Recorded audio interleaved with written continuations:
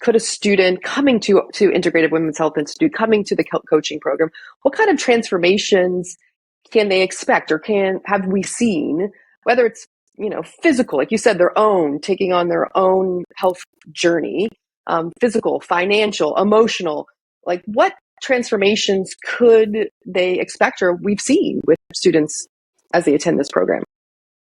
Oh my gosh. I mean, I'm having like stories flooding my mind. So many.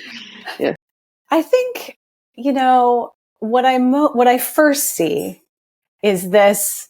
I often see people come into it like just curious, feeling like, I don't know if I really even need this. Like, I'm already the person who's coaching all of my friends and family, and, this comes naturally to me. But I think the first transformation is, there's actually a structure and there's actually specific skills to practice and learn and use in a particular order, depending on what our clients are needing. So there's a real structure around the communication skill set of health coaching. And that gives people so much kind of nervous system relaxation and peace. Because again, it shifts the kind of locus of control from the person who's been trying to like fix everybody unsuccessfully.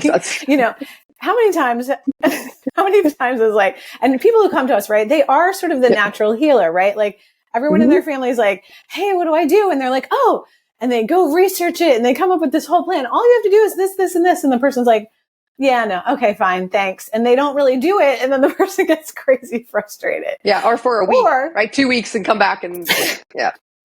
Yeah. Or they're like, oh yeah, I tried that. I went gluten-free. Like you told me. Yeah, that didn't work. It's like, what? And so the person has invested all this energy. That's a rare, valuable commodity in people who are just sort of naturally asking for their help, but don't really want it a lot of times.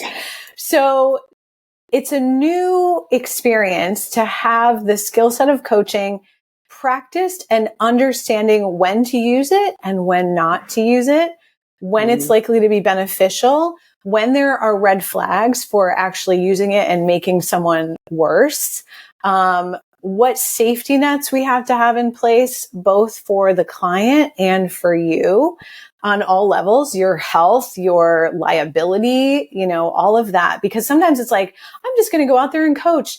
And there's no thought around what some of the risks are for that. And we give you the structure to make sure that both you and your clients are safe.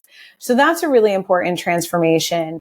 Second, I think we encourage our students to kind of turn the mirror on themselves and kind of walk through this program as if they are their first client. So intuitively, what is their vision, both for health, both for work, both for just life in general, relationships? Help them start thinking about their own lives in that new way is, I think, really exciting for people. It's like no one ever, I was having a conversation with my husband the other day and he's like, where was my high school guidance counselor? I feel like I didn't get all these choices. Like, right? Yeah, you really don't. I mean, we're not, I mean, other than I'd say now, maybe we get sometimes for kids as far as foods and this and that, but as in middle school and high school, you don't. No one comes to you really, and it's like, go take this test, go take this, go see but no one's like, what do you really want? Like, let's figure out what that is, what that looks like. But yeah, there's no one helping with that. It's funny. Right. Where's my guidance counselor? And that can change, right? So what you may have wanted when you were 17 or you thought you wanted, and maybe you did want for like a decade or 2 decades, you don't want now. And there's no guidance counselor that shows up when you're 28 or 35 or 48 or 60, or 60. Like if we are going to be healthy enough to be living to 100, which is really what we teach you in terms of education around here, like we're teaching you the skill set to how to be healthy all the way, your entire lifespan, and with the general thought that for most people, if you're doing these day in and day out, health behavior skills, health behavior execution, healthy until 100 is not a crazy thought. This is just how we think, like healthy until 100. And so if you're healthy until 100, what's going to happen? Might have 5 or 6 different careers. You might, you're going through periods of fertility and pregnancy and postpartum and parenting and, choosing not to have children, choosing to be partnered, choosing not to be partnered, choosing to change careers.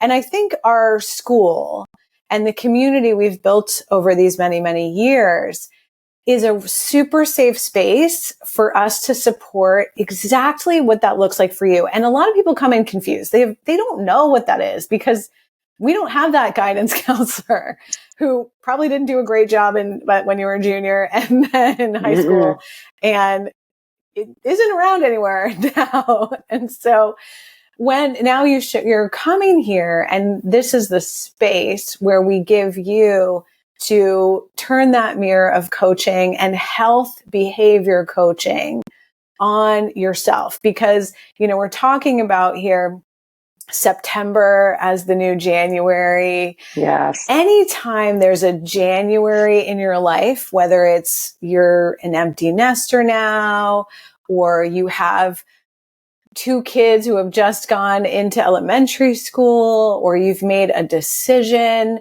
to not be partnered and that you want to buy your first house by yourself, like whatever your own new January is, here is a safe space to start living those health behavior skills. And when you get confused, because here's the thing, I could give everybody like an Oprah magazine checklist of like what to do to be healthy at a foundational level, but it does get kind of complicated either during transitional phases of our lives, say postpartum or perimenopause, menopause, even puberty, or if someone has overlain with that, which is extremely common now in an environment of pretty heavy environmental toxins, autoimmune disease or chronic pain, chronic fatigue, headaches. I think it's very rare now for someone to have absolutely no health issues going on at all. Mm-hmm. Yeah, I agree. It's just rare because we live in an environment that's stressful on all levels, and the systems are starting to break down. Yeah, I would say, and add a layer to that, particularly for females, for women. I mean, it's supported that we more commonly have autoimmune disorders, definitely more hormonal imbalances. So I think you add on top of that, you're a woman.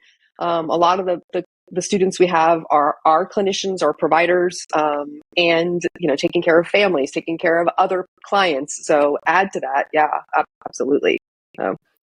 So I think what you get when you come in here, when you turn that mirror on yourself in our community, whether you're a clinician or this is a complete career change for you, which is also very common in our community because of your own health issue, right? A lot of times people are motivated by, wow, I was an attorney or something, and now I went through this complex chronic illness and I felt so lost in the woods.